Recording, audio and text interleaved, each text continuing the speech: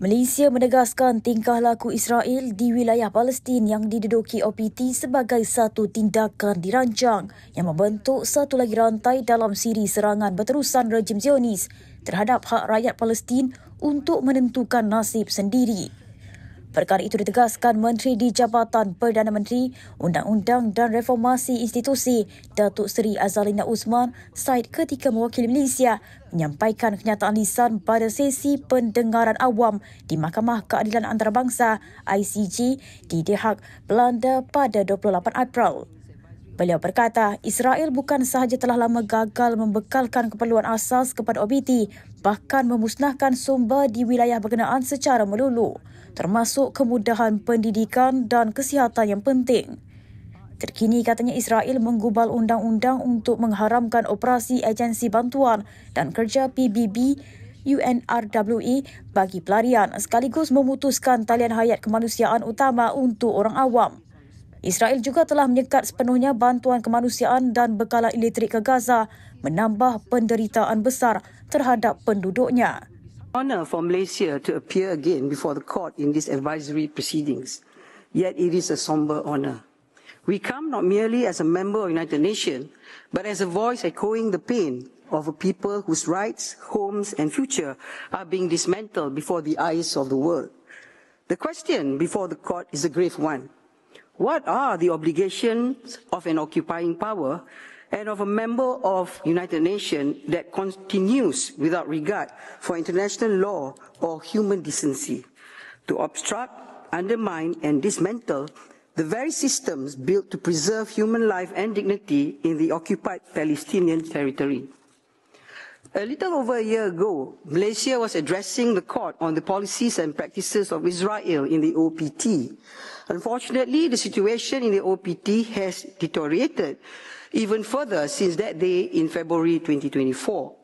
What was then widespread devastation has now evolved into openly declared, brutally enforced and tragically ignored outright displacement and destruction.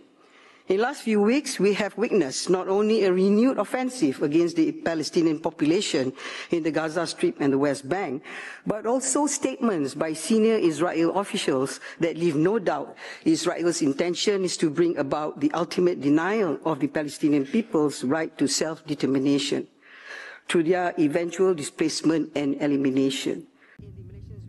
Tambah Azalina, tindakan Israel terhadap PBB dan UNRWA di OPT bukan saja pelanggaran terhadap tanggungjawabnya sebagai kuasa yang menduduki, malah sebagai ahli PBB sendiri. It also brings the subject matter of the request for an advisory opinion currently before your court into sharp relief. These Israel measures have been taken following Israel's passage of legislation purporting to ban the operation of the United Nations Relief and Works Agency for Palestinian refugees in Near East, both in Israel and in the occupied Palestinian territory. Malaysia is saddened, but unfortunately not surprised. To add all this has been happening is the face of provisional measure orders handed down by the court in case brought by South Africa against Israel, and in the face of the advisory opinion of 19 July 2024. It is typical of Israel to ignore its international obligations and the decision of this court, the principal judicial organ of the United Nations. And yet, we are here to try and to get some clarity on the obligations of Israel as an occupying power and as a member of the United Nations as this relate to the OPT.